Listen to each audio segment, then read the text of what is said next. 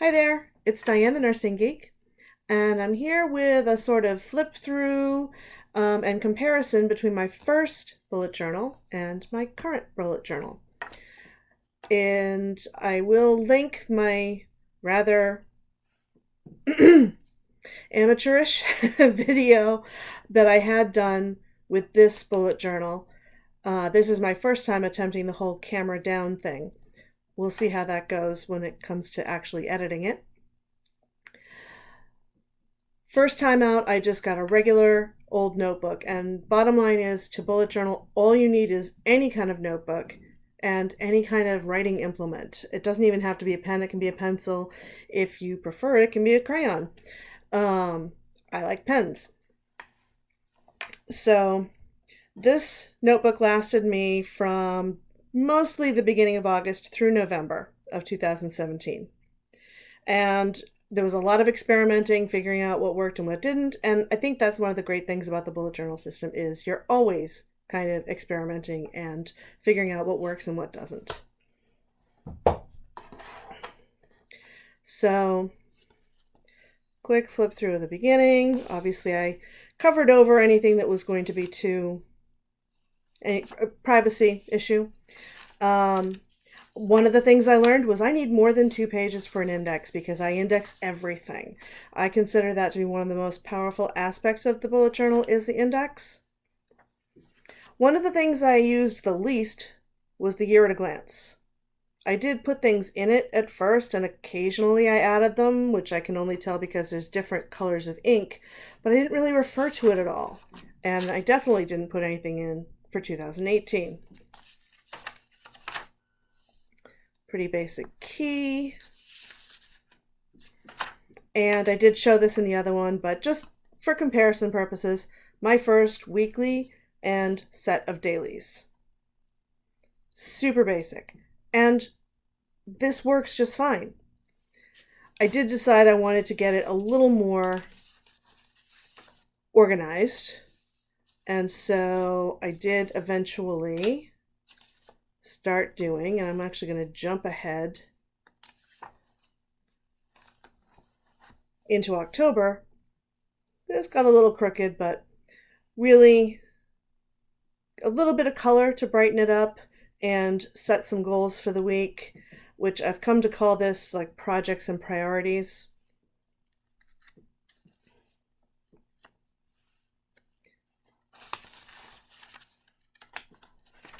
And my dailies, as you can probably tell if you are familiar with the more well-known bullet journalists, this is influenced very heavily by Kara from Boho Berry. I love this timeline. She calls it a timeline. I actually call it my time budget. And I approach it a little differently to how she describes it because I do my planning in the morning as part of my morning routine. So I start off by highlighting my sleep up to when I actually got up. And then I know how much of the rest of the day I have to work with. And I actually even use pretty much the same colors just because I watched a lot of her videos and got used to associating certain colors with certain things. So appointments or things that are blocks of time that are immovable get green. This in this case is a class. Blue for sleep, yellow for morning routine, pink for work, purple for personal. And these cute little water bottles also come from her papery, which I will link below. I find them very helpful because making sure that I get enough water in me every day is a challenge because I am running all over the place. And this makes a nice little reminder as I go through the day. Obviously, it doesn't always get me to where I want to be, unlike some of these other days, but it is a good reminder, I find, to have. And I'm not quite up to drawing little water bottles every day, so there we go. I do include the weather. I think I talked about this in my last video. When I saw people putting weather in their bullet journals, I thought, why are they putting the weather in their bullet journal?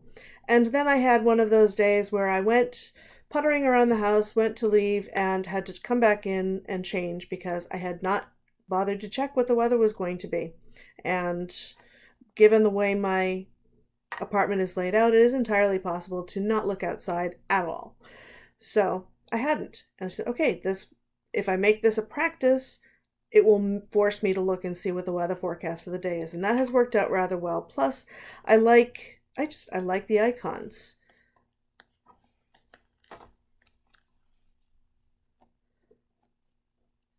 Okay, next page that I had in mind. November. So I stopped doing monthly logs in this bullet journal. I just wasn't finding them to work out to be very useful for me at all. But I did like having the whole month in one place, and I had bought some stickers, so I bought those and colored them in. Found this quote, although not an attribution, joy is the simplest form of gratitude. I thought that fit November, since here in the States we celebrate Thanksgiving with all of the baggage that entails, but gratitude is something that's worth remembering. So if you happen to know the source of this quote, please let me know in the comments, because I would love to attribute it properly so that when I look back on it, I know who said it first. My dailies really have not changed much. And I was hoping to make it to the end of the year. Didn't quite. And I only have like 4 unused pages that may at some point house some type of collection maybe, or they may just continue to be unused pages.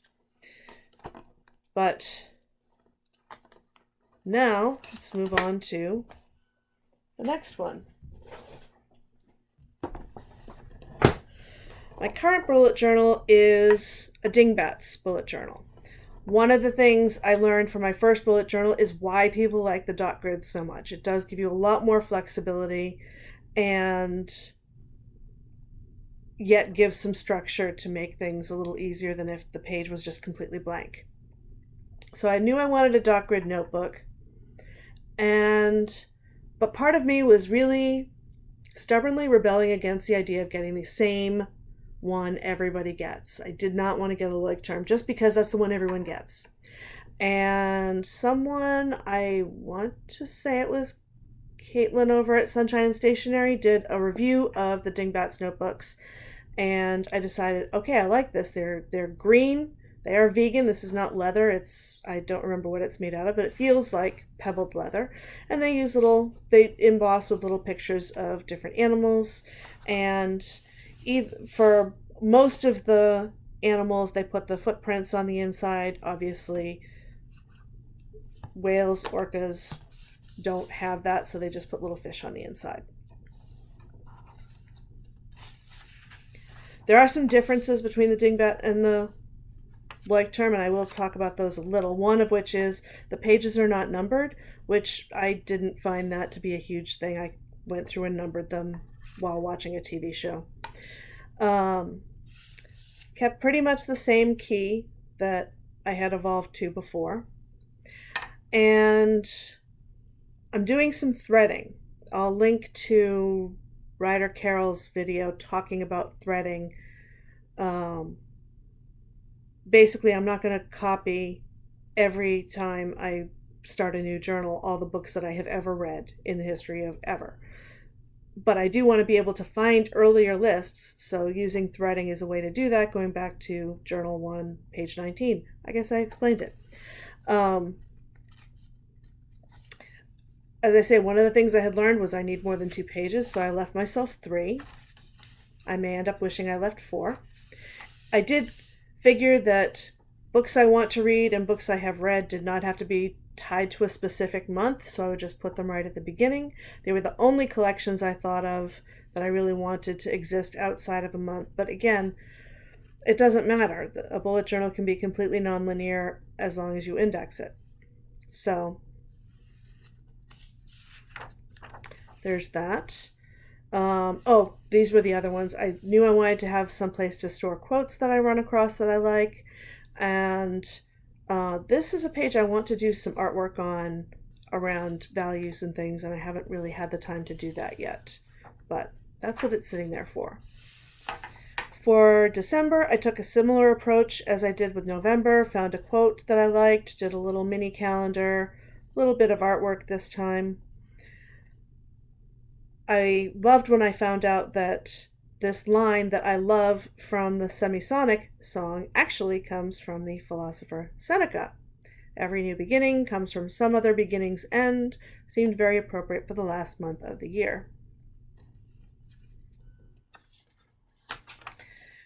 And I decided, now that I had the ability to really do the full month, which I couldn't do in the lined journal because it only had 24 lines or something, and splitting them in half just was a mess, that I would try a traditional monthly log.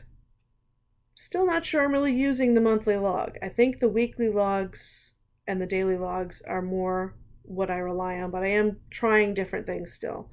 I thought I was going to do a smile a day thing for December. As you can see, that did not happen. So I didn't even bother attempting this one for this month because clearly I just wasn't finding enough time in the morning to do that, although I would like to return to that practice at some point. Habit tracker, pretty standard, nice little mess of extra marker there. I tried making a mood tracker that looked like a snowflake, or it's supposed to look like a snowflake, with 2 parts for each day. I like how it came out. I do like the practice of filling in the mood tracker. I like the reflective piece of it, that it makes me really sit and think, okay, what was my predominant mood during this day or this part of this day? I don't find that I'm doing anything with the data. So I didn't make one for January. I may go back to it just to get back to that reflective practice though.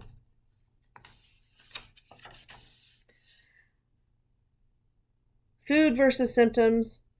Having some issues with figuring out what foods bother me and what foods do not. So I'm tracking what I eat and any symptoms that I have and trying to see if I can find correlations. We won't go into the gift tracking page.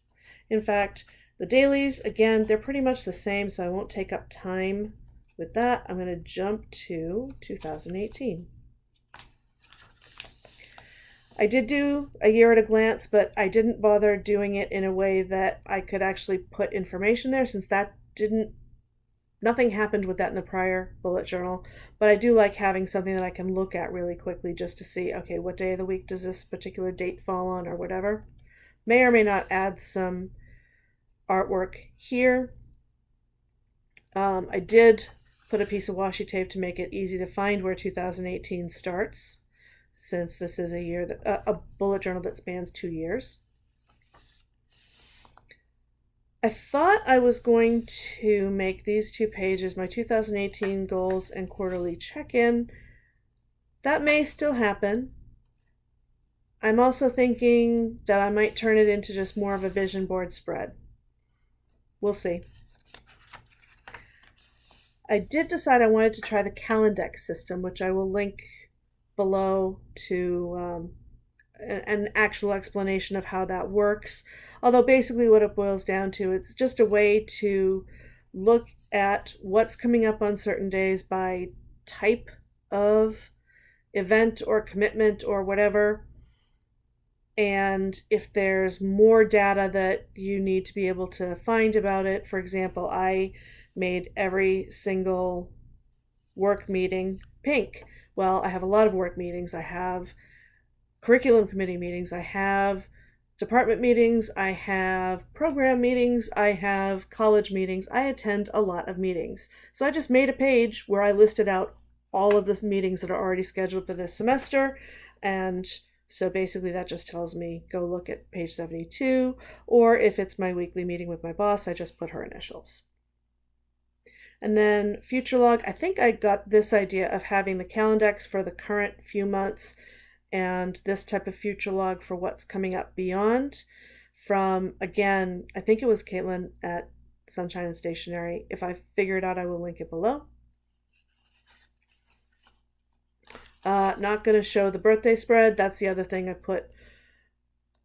Gold, I decided was going to be the color for birthdays. Somehow I don't apparently know anybody who's got a birthday in April, or I don't know they have a birthday in April. And then just I have a 2-page spread that I made, very simple, just to list out the birthdays by month.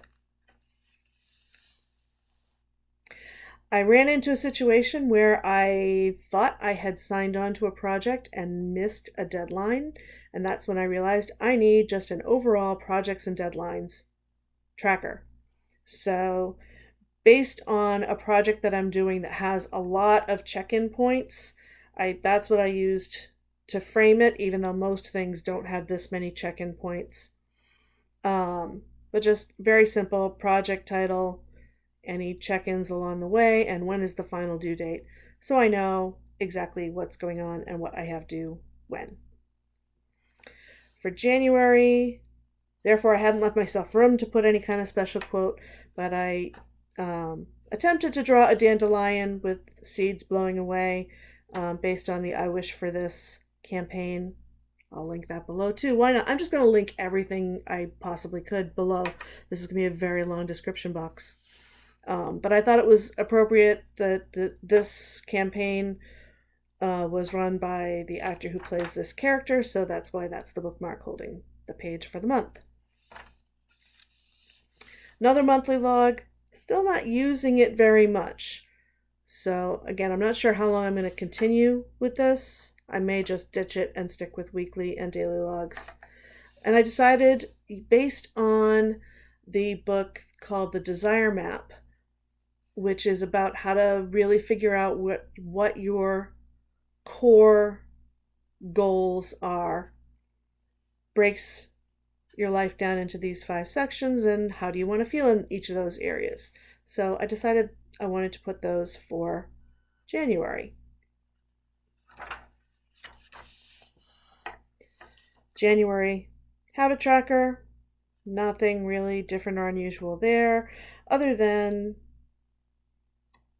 I really need to either walk more or just take that out.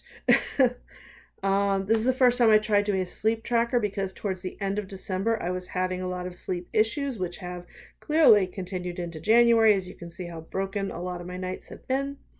I figured it would be good to actually have some data. I have a regular checkup at the beginning of next month, so I'll be able to bring in this data and say, this is going on, help.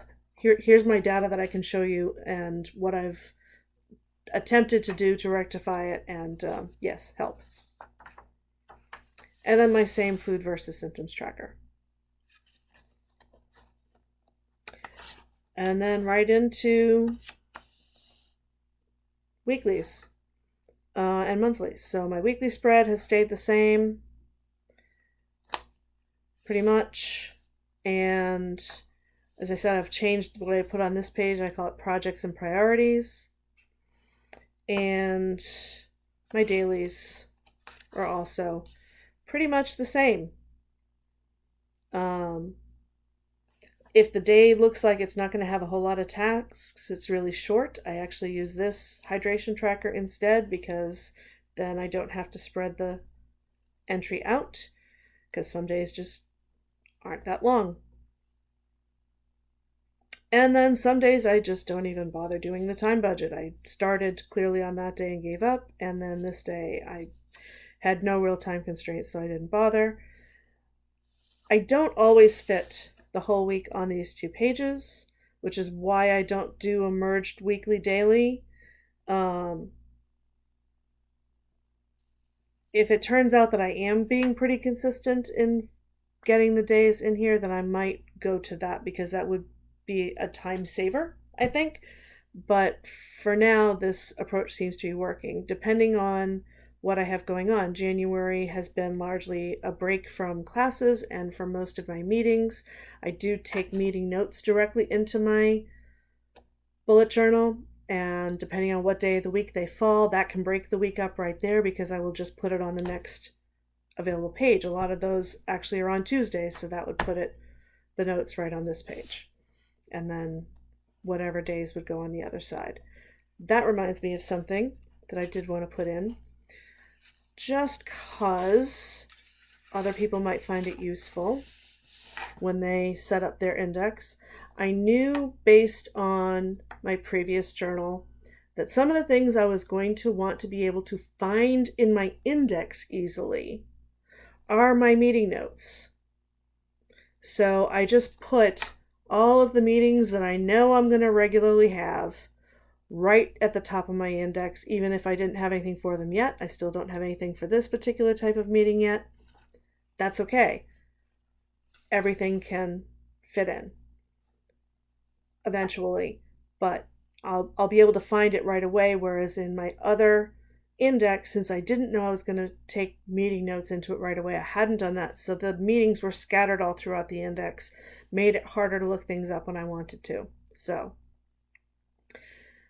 that was another change that I made that I definitely think is going to turn out to be very helpful.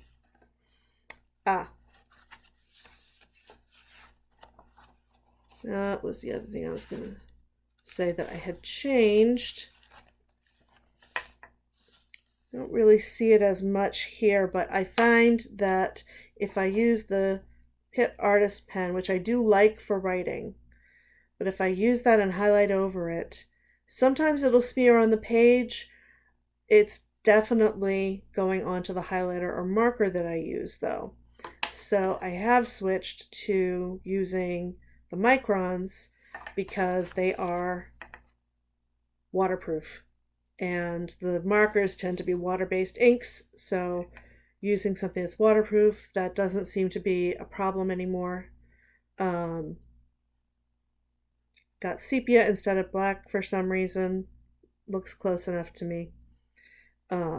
So as far as pens, I'm not saying go out and buy expensive pens or these particular pens, but if you're thinking that you would like to do either something like this or even just coloring in little weather icons or anything like that, do think about using waterproof ink for the writing that you're going to highlight over so that you don't end up with smudges on your page, which again, not always, but also you don't have any of that ink being picked up by the marker or highlighter, which will eventually ruin it. And I think that is it. I sincerely hope this recorded okay, because I don't want to do it all over again. And this should be very fun figuring out how to edit it so that it is not upside down. Anyway, see you next week. Next week I will actually do the academic bullet journal that I had set up and some of the things that I have decided to track in specifically in that, because they're things that within academia you need to keep some kind of track of, and that I have seen other people scrambling for when they come up to their 3-year review, and I don't want to scramble. I want to actually have everything at my fingertips. So I will show you that next week, and in the meantime, I hope you have a wonderful day. Bye.